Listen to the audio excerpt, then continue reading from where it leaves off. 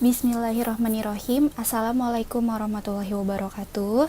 Alhamdulillahillazi an'amana binimatil imani wal islam. Wal nusalli wa nusalim ala hairil anam sayyidina Muhammadin wa ala alihi wa sahbihi ajma'in amma ba'du. Segalanya hanyalah milik Allah semata karena berkat rahmat, nikmat, hidayah, inayah dan karunia-Nya sehingga kita masih bisa diberikan kesempatan untuk berkumpul dalam ruangan ini dengan keadaan iman dan Islam. Karena tanpa kedua nikmat ini, segala kegiatan yang kita lakukan tidak akan bernilai di hadapan Allah.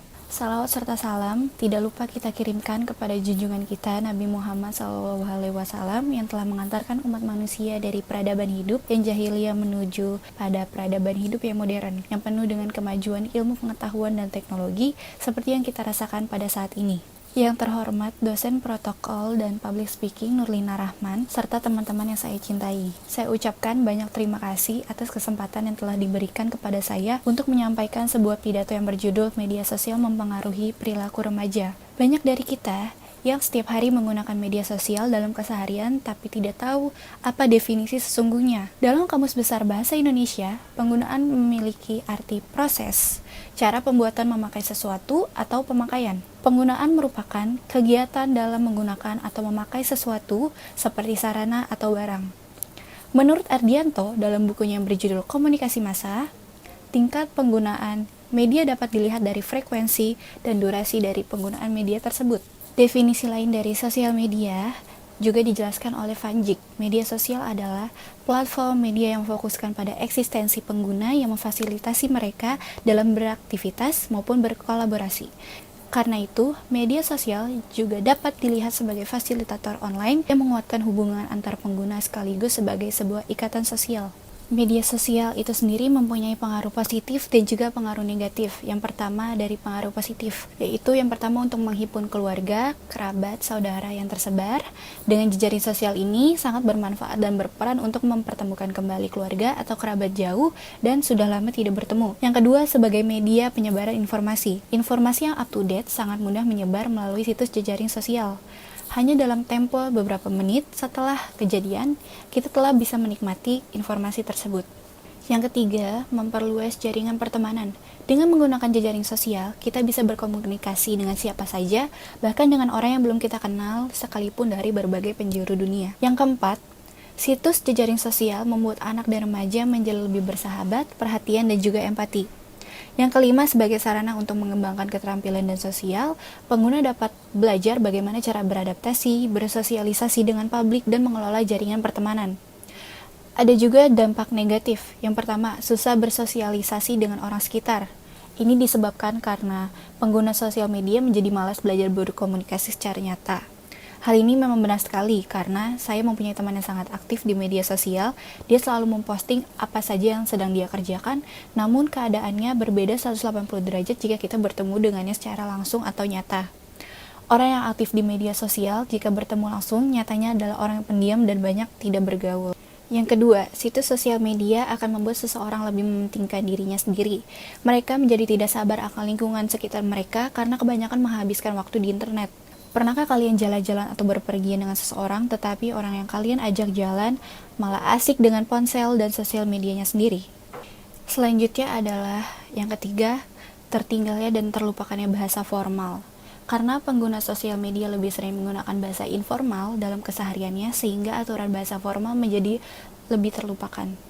Yang keempat, berkurangnya privasi pribadi. Dalam sosial media, kita bebas menuliskan dan men-share apa saja. Seringkali tanpa sadar kita mempublish hal yang seharusnya tidak perlu disampaikan ke lingkup sosial. Yang kelima adalah kejahatan dunia maya. Kejahatan dikenal dengan nama cybercrime. Kejahatan dunia maya sangatlah beragam, di antaranya carding, hacking, cracking, phishing, and spamming. Dalam kehidupan sehari-hari, khususnya oleh remaja, media sosial digunakan secara berkesinambungan. Dalam hal ini menjadikan media sosial sangat berpengaruh terhadap perilaku remaja saat ini. Misalnya seorang remaja aktif bermain sosial media. Suatu saat dia membuat konten yang bertujuan untuk mengupload ke media sosial seperti Instagram. Setelah mengupload, ternyata respon yang diberikan oleh followersnya baik dan menjadikan Instagramnya diikuti oleh banyak orang yang membuat dia menjadi lebih dikenal. Setelah itu, dia menerima banyak komentar-komentar negatif terhadap unggahannya yang terkadang mengomentari tentang cara berpakaiannya, tampilan make up-nya, dan sampai mengomentari badannya.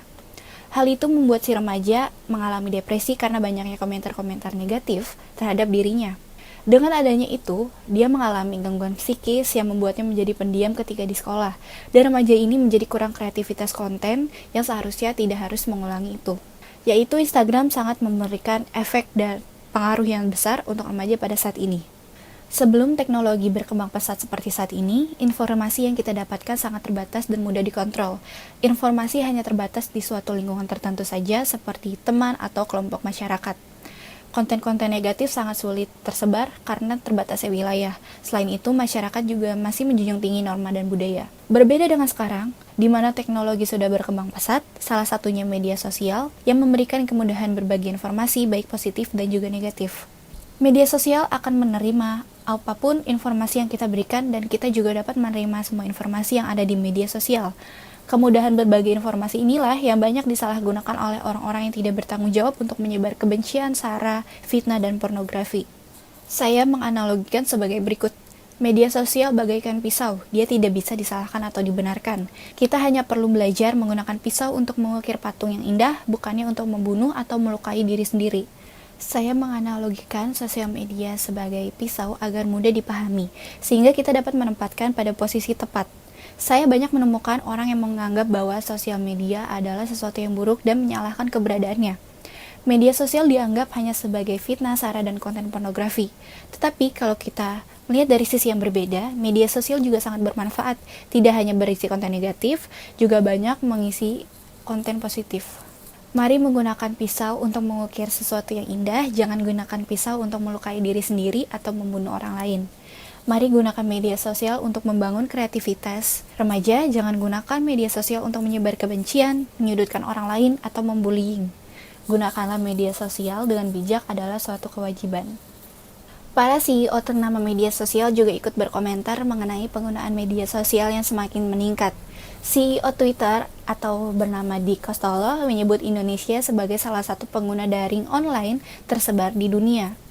Dia menambahkan dengan adanya Twitter membuat masyarakat Indonesia pada saat ini menyadari apa yang sedang terjadi.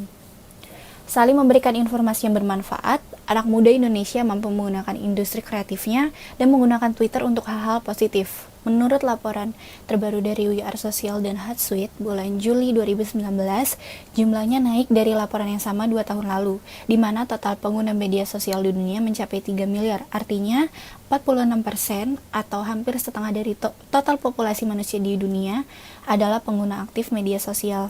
Dalam setahun, pertumbuhan pengguna media sosial secara global mencapai lebih dari 1,4 miliar. Riset tersebut juga menampilkan data konsumsi media sosial di kalangan remaja usia 13-17 tahun.